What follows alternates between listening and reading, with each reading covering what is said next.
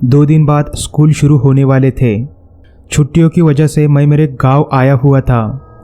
2 दिन बाद मैं मेरे नए स्कूल को ज्वाइन करने वाला था, जो मेरे गांव से 60 किलोमीटर की दूरी पर था। उस गांव में मेरा एक दोस्त सारंग भी रहता था।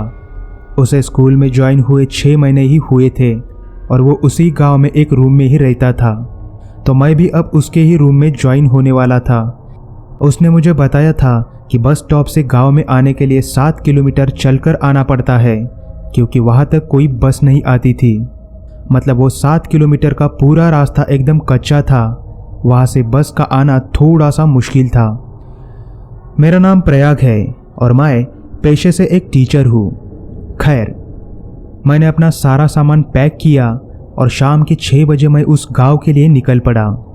उस वक्त बारिश का मौसम होने की वजह से बारिश काफ़ी ज़ोर से हो रही थी, तो बस ड्राइवर बस काफ़ी धीरे धीरे चला रहा था। तकरीबन 3 घंटे के बाद बस उस गांव में पहुंची और बस स्टॉप पर मुझे उस बस ने छोड़ के वो बस आगे चली गई। मैंने अब घड़ी में देखा तो रात के 9 बजे थे। ऊपर से बारिश भी आ रही थी और बिजलियाँ भी काफ़ी ज़्यादा चमक रही थी। अब मैंने मेरे दोस्त सारंग को फ़ोन किया तो वो मुझे बोला, अरे अभी तो बाहर काफ़ी तेज़ बारिश हो रही है, तुम थोड़ी देर बस स्टॉप पर ही रुको, जैसे ही बारिश ख़त्म होगी तो मैं तुम्हें लेने के लिए आ जाऊंगा। तो मैं उसे ठीक है बोला और बस स्टॉप के एक बेंच पर मैं बैठ गया। मैंने अब घड़ी में देखा तो रात के 9:10 हो रहे थे।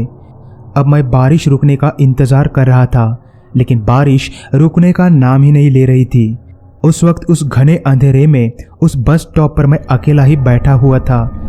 उस बस स्टॉप के पास एक स्ट्रीट लाइट थी, लेकिन वो भी काफ़ी जलने बुझने लगी थी।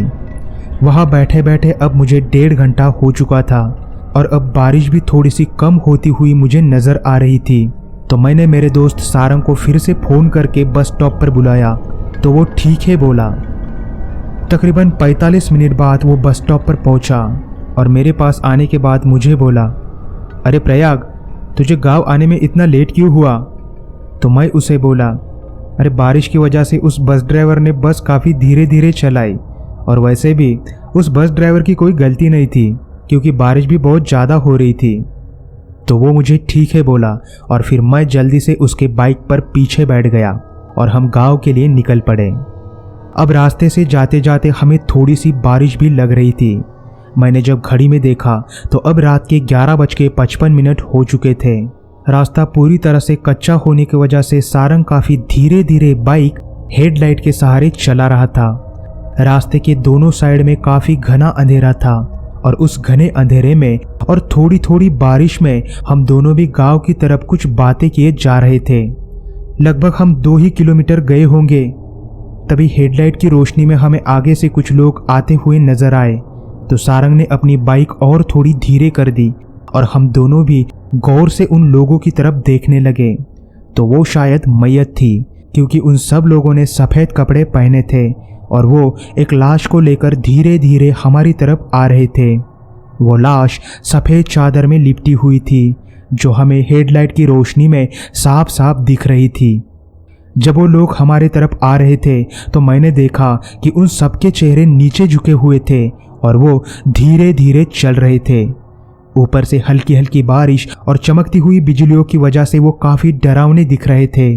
अब वो लोग हमारे पास से ही गुजर रहे थे, तो मैं और सारंग उन लोगों को ही देख रहे थे। तभी उन सब लोगों ने अपनी गर्दन धीरे धीरे घुमाते हुए हमारी तरफ देखा, तो उन सब की आंखें पूरी तरह से सफ़ेद थी। उनका वो डरावना चेहरा देखकर हम दोनों भी काफ़ी ज़्यादा डर गए और सारंग ने अपने बाइक की स्पीड बढ़ा दी। लगभग 100 मीटर जाने के बाद जब मैंने पीछे मुड़कर देखा तो मुझे पीछे कोई भी नहीं दिखा। थोड़ी ही देर में हम दोनों सारंग के रूम पर आए। हम दोनों भी काफ़ी ज़्यादा घबराए हुए थे। जब मैंने अब घड़ी में देखा तो अब रात का 1 बज रहा था। डर की वजह से हम दोनों ने भी जो हमने कुछ देर पहले देखा उस पर बात नहीं की और हम दोनों भी जल्दी से सो गए। सुबह हुई, हम दोनों भी फ्रेश हुए। फिर मैं सारंग को बोला, अरे सारंग, वो कल रात जो हमने देखा वो क्या था? तो सारंग मुझे बोला, अरे भाई, इस गांव में आए हुए मुझे भी सिर्फ 6 महीने ही हुए हैं, तो मुझे भी पता नहीं कि आखिर वो रात का क्या था, लेकिन हाँ, हमें एक आदमी बता सकता है। तो मैं उससे बोला, कौन है वो? तो वो मुझे बोला, जहाँ मैं हर रोज़ नाश्ता करने के लिए जाता हूँ वहाँ पर एक चाचा जी है जो करीब 60 साल के हैं। वही मुझे नाश्ता देते हैं।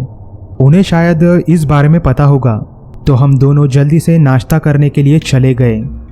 नाश्ता करने के बाद सारंग ने उस चाचा जी को रात की सारी बात बताई। तो वो हमें बोले, बेटा, आज से 2 साल पहले एक आदमी की मैयत उस रास्ते से जा रही थी तो एक रेती के ट्रक ने उन सारे लोगों को कुचल डाला। कहा जाता है कि वो ट्रक ड्राइवर शराब के नशे में धुत था, तो उसे आगे क्या हो रहा है और क्या नहीं हो रहा है उसका कुछ भी पता नहीं चल रहा था। लेकिन हाँ, उस दिन के बाद रात के वक्त वो मैयत गांव के कुछ लोगों को दिख चुकी है। तब से रात के वक्त उस रास्ते से कोई भी आता जाता नहीं है। फिर हमने उस चाचा जी को ठीक है बोला और वहां से हम रूम पर आ गए। लेकिन उस दिन के बाद जब तक हम उस गांव की स्कूल में नौकरी कर रहे थे तब तक हम रात को उस रास्ते से कभी भी नहीं आए।